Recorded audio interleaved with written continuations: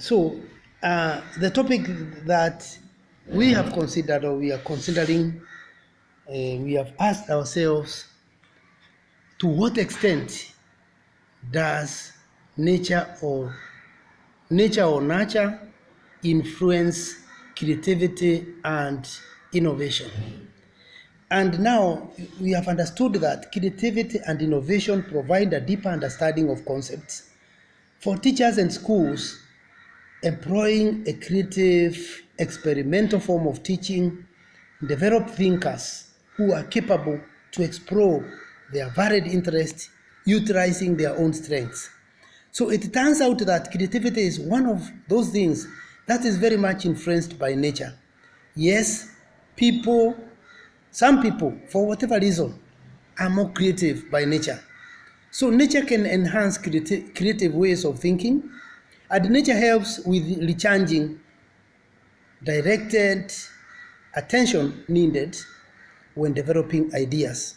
So nature especially plays a role in the preparation phase and the incubation phase of the creative process. So how can nature inspire creativity? Now, the beauty found in nature inspires me. When I look outside, I'm overtaken by the majesty of everything that I see around me. The trees, with their tall trunks and long branches, inspire me to have a strong center and to reach out to others. I stand tall regardless of the weather of life. Now, how do heredity and the environment contribute to the development of intelligence and creativity? Now, many researchers believe that there is a reaction rate to IQ or intelligence quotient, which refers to the limits placed on IQ by heredity. Now, heredity places an upper and lower limit on the IQ that can be attained by a given person. The environment determines where within these limits the person's IQ will lie. Now, the other point is ways of nurturing creativity.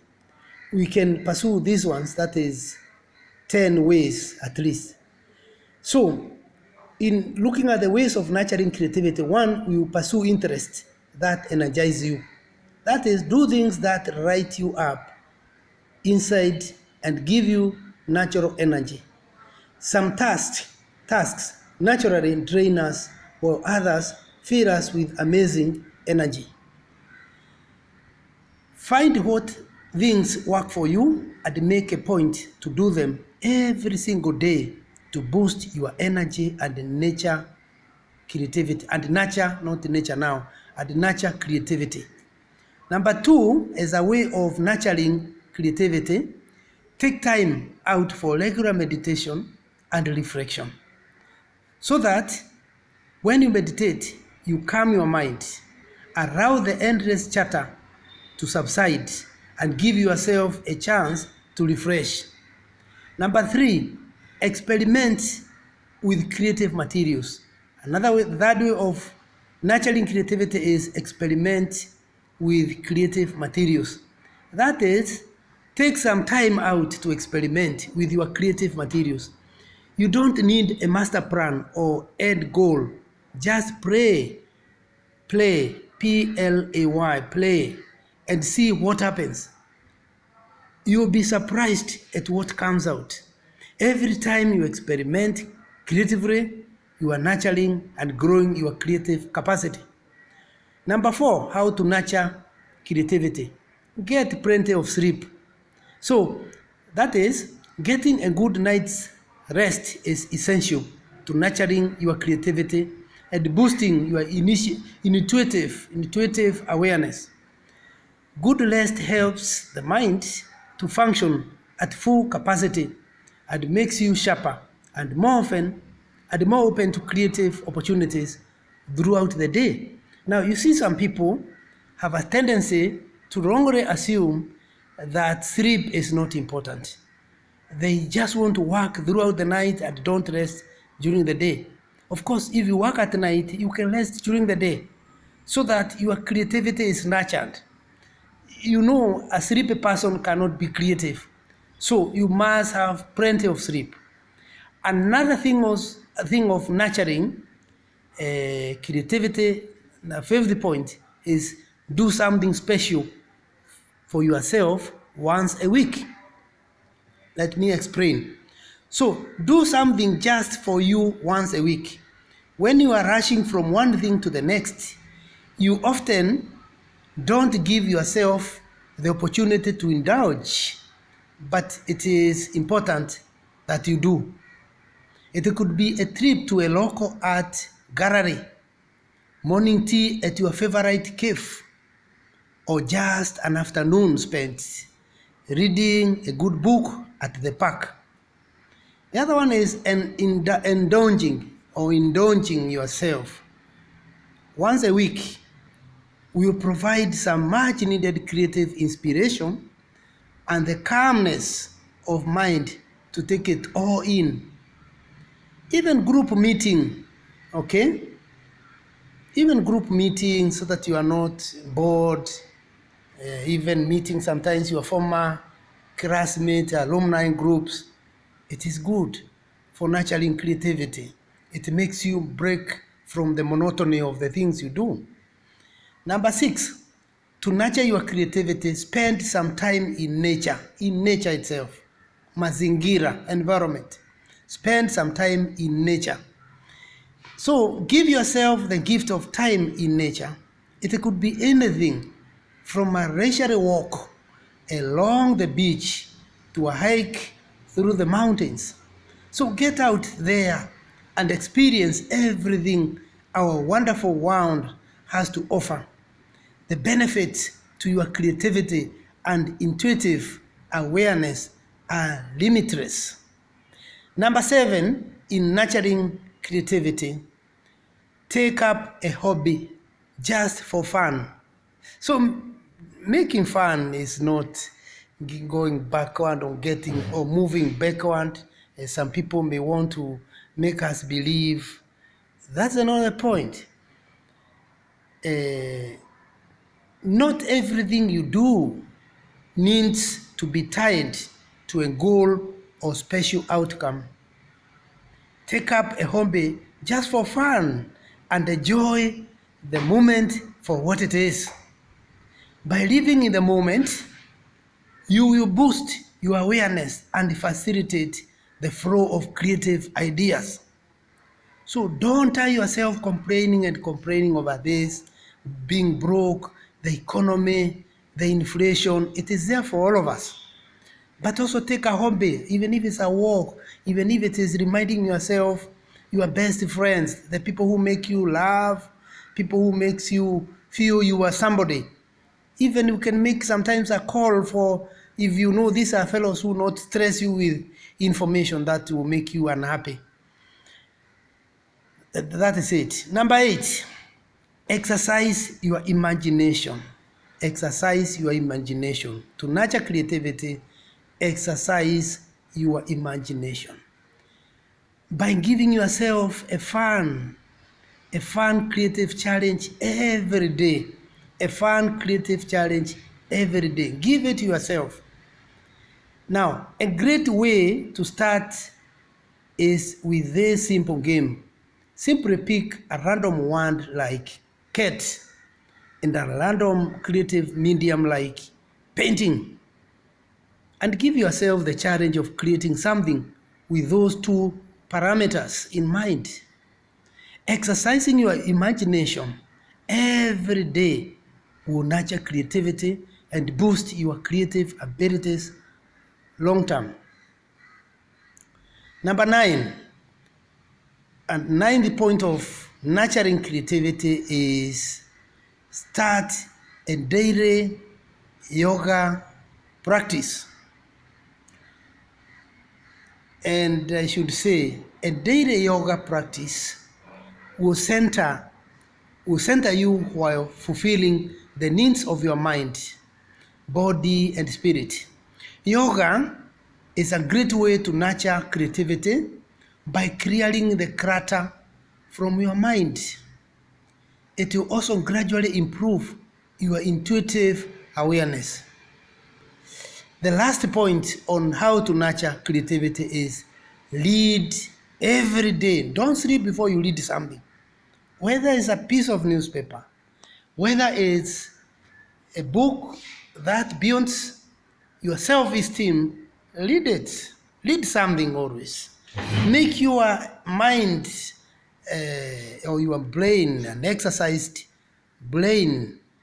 Yes, read every day. Now, when you read, you are exposed to the amazing ideas of others. I bring them into your consciousness where they brew alongside your own thoughts to create something magical. Now, read every day to fill yourself with knowledge and inspiration that will nurture creativity. So those are the 10 points which we said they are from number 1 to nurture creativity, pursue interests that energize you. Number 2, take out for regular meditation and reflection. Number 3, experiment with creative materials. Allow me to talk about number 2 once again. Now, some people forget to do post-mortem after meetings, after conferences where you are leading. You are the leader. You are the team leader. You are the one who is ushering others. You should sit back and reflect a bit. Have a post-mortem. Try to think through and ask yourself, what haven't we done? Where have we failed for tomorrow? That will help in nurturing creativity. Number 4, get plenty of sleep. We said you can't do without sleep. Even if you work throughout the night, past midnight, work out a daytime sleep, a way in which you sleep during the daytime. Yes, also experiment, number 3, with creative materials. Number 5, we said do something special for yourself once a week. Number 6, we said spend some time in nature. Yes, with the environment. Spend time even looking at the wonders of God. Yes, if you know Hebrew, is it Psalm 24, verse 1, which says, the earth is the Lord's and all that there is in it. Just look at what is there in the cosmos. Yes, angalia what is there. Angalia kile kilichopo. It will make you nurture your creativity. So nature can nurture creativity. Number 7, we said take up a hobby just for fun. You know, there are those people who don't have a hobby. I remember when we did our CPE, we did it very well and got admitted into Kiburu Secondary School, a school which had just begun as a government school. It was there, but it was a Harambee school. But due to people passing, doing very well, we were taken there. We felt very bad. Now, some people had hobbies. They were learners. They were athletes. Some of us weren't, though I could personally do long distance race, but I wouldn't win. There were people beating me. So how did I create my hobby? I started debate. I became very vocal in debate. In fact, I was enjoying the Thursday evening after 4 when we go for debate for 1 hour. I could really wrestle men and women. It was a mixed school, young girls and young boys. Because I wanted to kill the frustration, the depression, the stress that came with being dragged to a very small school, yet I was ambitious. But then I noted people passed very well, just like in those big schools. At the end of it all, people passed and went to A-levels.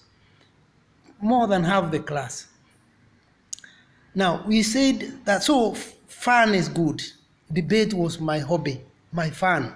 Mr. Speaker, sir, I beg to move this motion, and you get really worked up to wrestle the other fellow within the fun that you are having. So you take up a hobby. You'll be very good in nurturing your creativity to survive another day. The other one is exercise always your imagination. Exercise it. That's what we said. Keep exercising your imagination. Then start a daily yoga experience. That can be explained a lot or not. The other one we have said it is lead every day. Leading also widens your horizons, broadens your mind. It makes your brain, which is elastic, according to neuroscientists. They tell us the brain is elastic. So it doesn't suffer when you lead and lead and lead. In fact, it expands because of its elastic nature. So those are some of the things you can try to manage your stresses and eventually nurture your creativity for greater productivity. You know, a creative person is always a productive person is always creative. So when you are creative, you are likely to go very far. You are likely to do very well in the vicissitudes of life. Now, if there is no comment, I move on to what are the creative tools which we considered with those who are there. And just mention them, we shall come back to them in details, but of course you can see that there are a lot of information that you can see within it. There's a lot of information that is marked there on the screen. So what are creative thinking tools? One is brainstorming. That is generating many radical creative ideas. When you brainstorm, you develop a lot. There's also brain writing, which is a group structured brainstorming technique aimed at ending innovation process by stimulating creativity, developed by one scholar by name Bernard Lobach, who originally published it in a German sales magazine, okay, way back in 1968. Brain lighting, that technique. There's also reverse brainstorming, which is nothing but a technique that builds on our natural ability to more easily see problems than solutions. Instead of asking a group to brainstorm ideas that would work, the group brainstorms all the ways that they could cause a plan to fail. So there's reverse brainstorming as a creative thinking tool. In other words, you can say it is a different approach to brainstorming. We also talked about starbursting, which is a form of brainstorming that focuses on generating questions rather than answers. If it can be used iteratively with further layers of questioning about answers to the initial set of questions. For example, a colleague suggests a new design of ice skating boot. Okay.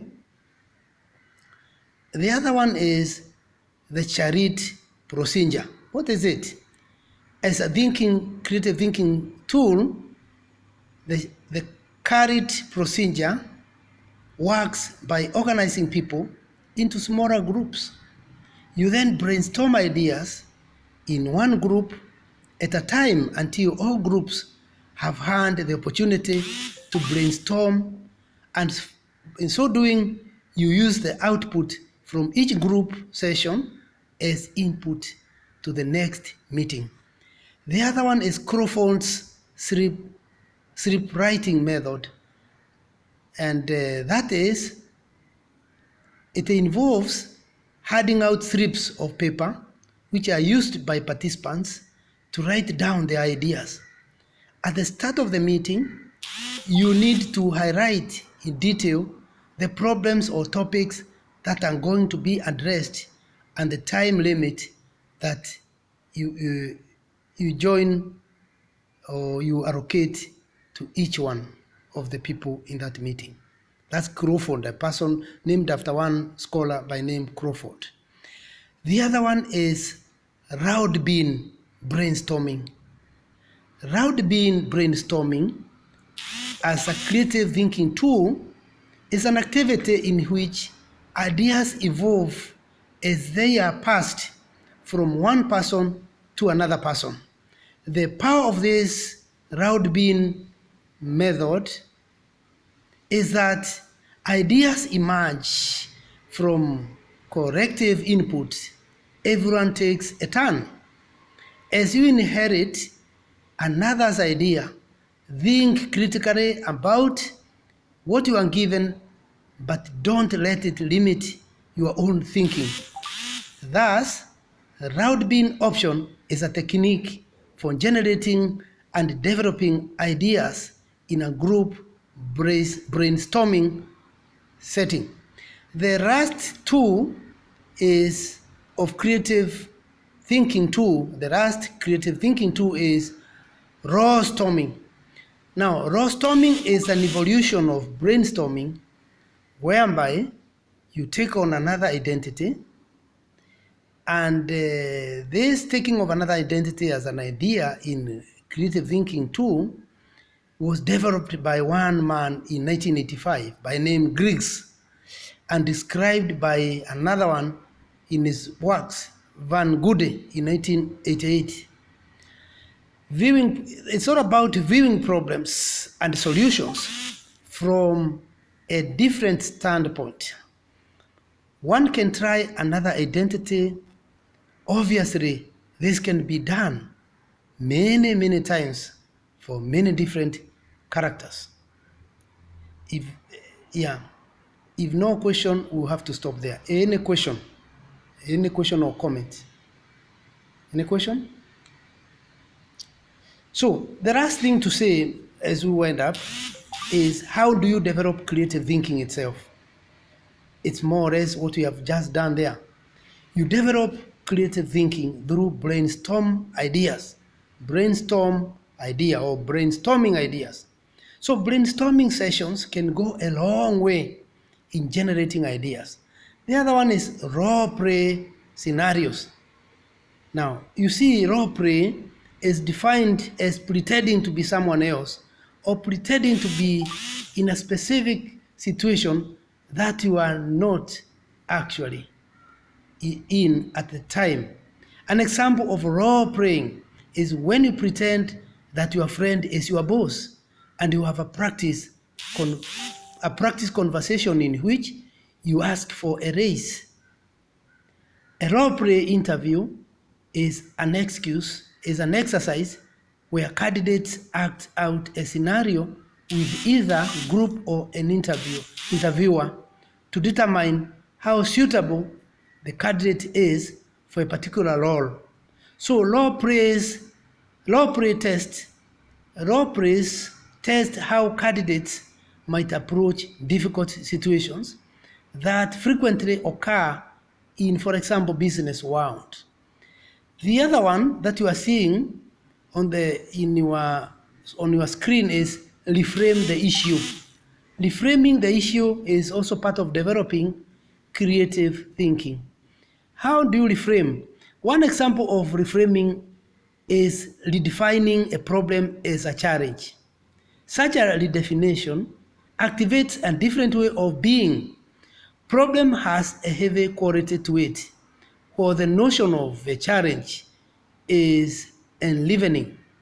Another example and an extremely important opportunity for reframing occurs during an angry interchange.